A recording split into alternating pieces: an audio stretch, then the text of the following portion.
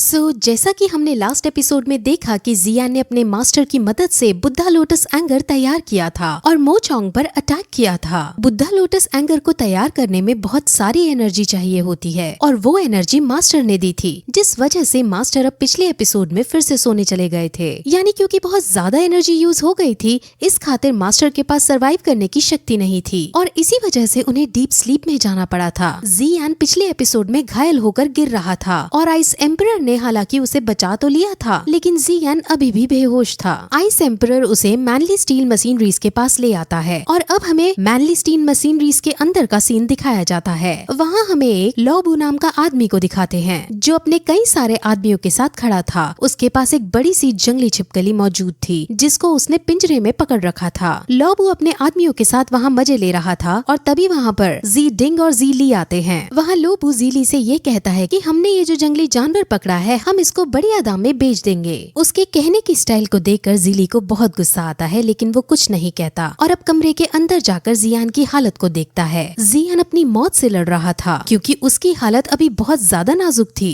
5 दिन बीत चुके थे लेकिन जियान की हालत में कोई सुधार नहीं था, जिस वजह से उसके दोनों भाई बहुत चिंतित थे। वहीं अब वो जियान की हालत के बारे में बात कर ही रहे होते हैं कि तभी इविल लोबू मान से उस ड्रैगन छिपकली को पिंजरे से निकाल देता है और वहाँ तबाही मचाने लगता है। जी ली और जी डिंग अब वहाँ आ पहुँचते हैं और लोबू की इस हरकत पर बहुत गुस्सा करते हैं, लेकिन अभी सबसे पहले उन्हें उस ड्रैगन लिजर्ड को शांत करना था। इसीलिए जी ली अपनी शक्तियों का यूज करके ड्रैगन छिपकली से लड़ाई करता है और बहुत स्ट्रगल करने के बाद भी वो उसे काबू में नहीं ला पा रहा होता है और हार रहा होता है। अब वो लिजर्ड जी ली को मारने ही वाली होती है कि तभी इविल लोबू वहाँ आकर लिजर्ड को मारकर अपनी शान उन सबको दिखाता है कि देखो मैं कितना पावरफुल हूँ। अब ये हरकत जी ली और जी डिंग दोनों को पसंद नहीं आती और जी ली को तो मन करता है कि इस लोबू को अभी मार डालूं, लेकिन जी डिंग अपने भाई को शांत कराता है। अब लोबू उन्हें टॉन्ट मारते हुए कहता है कि अब तो तुम्हारा भाई भी बिस्तर पर पड़ा है और मैंने सुना है वो कुछ ही दिनों का मेहमान है। वो बेसिकली उन दोनों भाइयों को चिढ़ा रहा है। वहीं अब हमें जियान को दिखाते हैं जो बिस्तर पर लेटा था। वो बेहोशी की हालत में एक सपना देखता है जहाँ एक डेविल से उसका सामना हो रहा है। जियान डेविल से फाइट कर रहा है और डेविल उसे ये कह रहा है कि तुम मुझे नहीं मार पाओगे। अब जियान गुस्से में आकर बुद्धा लोटस एंगर को बुलाता है और उस डेविल पर हमला करता है और बहुत खुश होता है क्योंकि उसने बिना अपने मास्टर की हेल्प से बुद्धा लोटस एंगर क्रिएट कर लिया था। लेकिन तभी वो देखता है कि जिस डेविल को उसने मारा है वो असल में डेविल नहीं है, वो असल में उसके टीचर हैं। यानी उसे अभी भी बेहोशी की हालत में ये गिल्ट हो रहा है कि उसने ज्यादा पावर्स को पाने के लिए अपने मास्टर को मार डाला है। वो अब इस गिल्ट में जल्दी से बिस्तर से उठ जाता है, यानी अब जियान होश में आ जाता है। वो अपने टीचर को बहुत याद करता है और खुद को बहुत कोसता है कि मैंने अपने टीचर की एनर्जी यूज की जिस वजह से उनकी एनर्जी खत्म हो गई और वो वापस सोने चले गए। असल में टीचर उसकी सोल पावर को यूज कर रहे थे जो अब बहुत कमजोर हो गई थी, जिस वजह से मास्टर कम पावर होने के कारण सोने चले गए थे। वहीं अब जियान के दोनों भाई वहाँ आते हैं और जियान को जागता पाकर वो बहुत खुश होते हैं। वो जियान से अब आराम करने को कहते हैं। अब फिर वहाँ आइस एम्परर आते हैं और जियान उनसे कहता है कि अब मैं इस हालत में नहीं हूँ कि आपके लिए वो मेडिसिन बना पाऊँ। मैं आपको उसे बनाने की रेसिपी दे देता हूँ और आप इस रेसिपी का यूज करके वो मेडिसिन बना लेना। जियान उनसे ये भी कहता है कि मेरी सोल पावर अब बहुत कम हो गई है, इसीलिए अब मैं आपकी कोई मदद नहीं कर पाऊंगा। वहीं आइस एम्परर उसकी कंडीशन पर दुखी तो होता है, लेकिन वो उसे समझाता है कि तुम्हारी सोल पावर फिर से रिकवर हो सकती है। मैं उस मेडिसिन को जानता हूँ जिससे तुम ठीक हो सकते हो, लेकिन उस मेडिसिन को बनाने के इंग्रेडिएंट्स हमें सिर्फ मित्तल ऑक्शन हाउस के हेडक्वार्टर के अंदर ही मिल सकते हैं। अब जियान अपनी सोल पावर को बढ़ाकर फिर से अपने मास्टर को जिंदा करना चाहता था, इसीलिए वो एक्साइटेड होकर उनसे अब सीधे वही चलने को कहता है ताकि वहाँ जाकर उसे इंग्रेडिएंट्स मिल सके और वो अपनी सोल पावर को बढ़ाकर अपने मास्टर को फिर से जगा सके। वहीं अब आइस एम्परर कमरे से बाहर आते हैं जो जी ली और जी डिंग को लोबू के बारे में बात करते हुए देखते हैं। जी ली और जी डिंग लोबू से परेशान थे और वो नहीं चाहते थे कि जियान की जागने की खबर उन तक पहुँचे,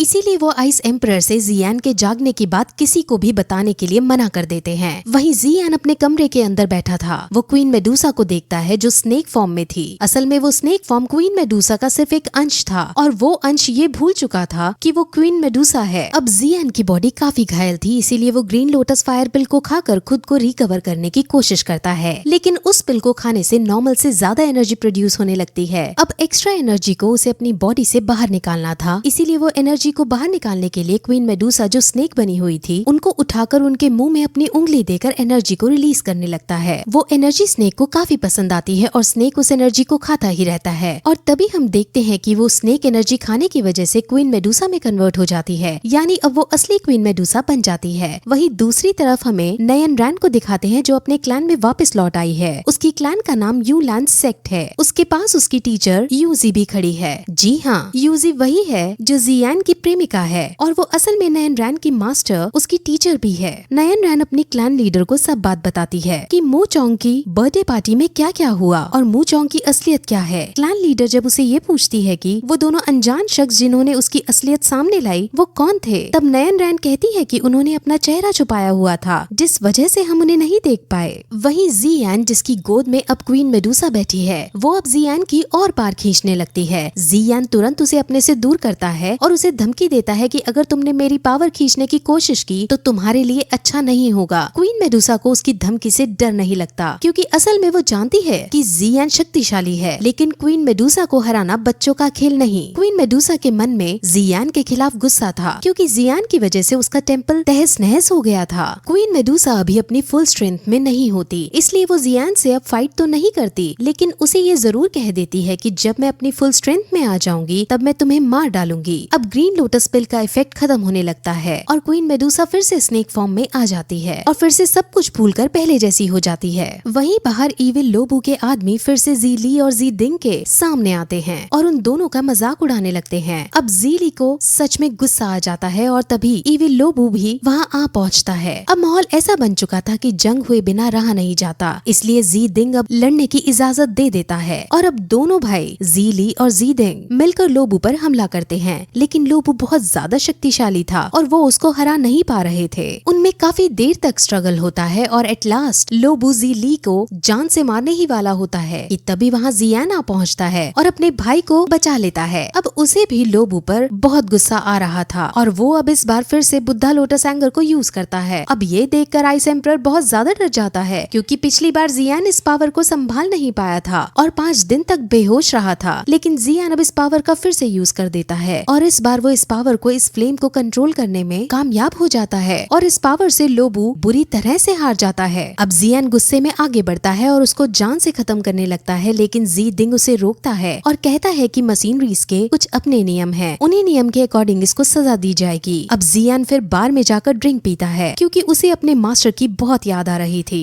वहीं अब आइस एम्परर उसे मिलने आते हैं जहाँ जियान उनसे अब और ज्यादा देर ना करने की कहकर जल्द से जल्द मिल्टन ऑक्शन में चलने को कहता है ताकि वो उन इंग्रेडिएंट्स को प्राप्त कर सके जो उसकी सोल पावर को बढ़ा सके। वहीं अब उस बार में आइस एम्परर के जाने के बाद जियान के दोनों भाई आते हैं जो जियान को डिप्रेस्ड हालत में देखते हैं। उसके भाई उसके पास जाकर उसे खुश करने के लिए अपनी पुरानी बातों को बताने लगते हैं और उसके साथ एंजॉय करते हैं, जिससे जियान को काफी अच्छा लगता है। अब फिर से हमें यू लैंड सेक्ट को दिखाते हैं जहाँ यूजी नयन राणा को मार्शल आर्ट्स की ट्रेनिंग करा रही थी।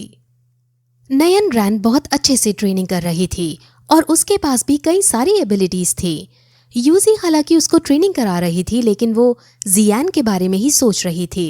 अब ट्रेनिंग खत्म करके नयन रैन यूजी के पास आती है और उसे कहती है कि आप दुखी लग रही हैं, ऐसा क्यों? जिस पर यूजी कहती है कि अब कुछ ही दिनों में तुम्हारा और जी फैमिली के वंशज का मैच होने वाला है, उसी को लेकर बस थोड़ी चिंता है। जिस पर अब नयन रैन भी ये कहती है कि 3 ईयर एग्रीमेंट की चिंता मुझे भी है। और फिर यूजी को वो ये भी बताती है कि कल उसको उसके डैड का लेटर आया था। असल में नयन रैन के ग्रैंडपा के शरीर के अंदर पॉइजन मौजूद है जो कि शरीर से बाहर नहीं निकल पा रहा है। उनकी कंडीशन बिगड़ती जा रही है और ये सब इसलिए हो रहा है क्योंकि 3 साल पहले नयन रैन ने उस मैरिज को तोड़ दिया था और तब गुस्से में आकर उसके ग्रैंडपा गलती से पॉइजन को खा बैठे। नयन रैन उनके इस हालत का जिम्मेदार खुद को मानती है, लेकिन यूजी अब उसे शांत करती है और कहती है कि तुम चिंता मत करो, मैं गुहे से मिलूंगी और उनसे तुम्हारे ग्रैंडपा को दिखवाऊंगी और उनके पास कोई ना कोई इलाज जरूर होगा। गुहे वही है जो यूजी के साथ क्वीन मेडुसा के टेम्पल में आया था। गुहे एक एल्केमिस्ट है जो कई बीमारियों का उपचार जानता है। वहीं जियान अब अपने भाइयों से अलविदा लेता है और आइस एम्परर के साथ मिल्टन ऑक्शन हाउस के हेडक्वार्टर में जाने लगता है। वहाँ रास्ते में वो एयरप्लेन की सवारी करते हैं जहाँ उन्हें रॉक सिटी के एल्केमिस्ट ग्रुप के बच्चे दिखाई देते हैं। उन्होंने जियान के बारे में सुन रखा था और वो सब जियान से काफी इम्प्रेस्ड होते हैं क्योंकि जियान ने इतनी सी उम्र में ही एल्केमिस्ट के अंदर रैंक 2 हासिल कर लिया था। वहीं अब हमें जी जूनियर को दिखाते हैं जो जी नैन अकेडमी के अंदर थी और अब यहाँ से हमें पता चलता है कि जी जूनियर ने एक आदमी को हायर कर रखा है। जी जियान पर नजर रखने के लिए। असल में जी जूनियर जियान को पसंद करती है और इसीलिए वो जियान की हर खबर अपने पास रखती है। वो आदमी जिसको उसने हायर कर रखा है वो जी जूनियर को सारी बातें बताता है कि जियान के साथ अब तक क्या क्या हुआ। वो यूजी के बारे में भी बताता है, लेकिन उस आदमी को ये नहीं पता था कि यूजी और जियान एक दूसरे से प्यार करते हैं। उसको शक जरूर था और जब वो अपना शक जी जूनियर को बताता है तो जी जूनियर जेलसी फील करते हुए कहती है कि ऐसा कुछ नहीं है। वहीं जियान अब मिल्टन हाउस के अंदर पहुंच जाता है जहां गार्ड्स उसे अंदर घुसने नहीं देते क्योंकि उसके पास इनविटेशन कार्ड नहीं था। तब वहां उस ऑक्शन हाउस का इंचार्ज का पोता, जिसको लोग मिस्टर ली नाम से पुकारते हैं, वो आता है। वो जियान से पूछता है कि उसका बजट कितना है। इस पर जियान अपना बजट बताता है तो मिस्टर ली उसके बजट को सुनकर पागलों की तरह हंसने लगता है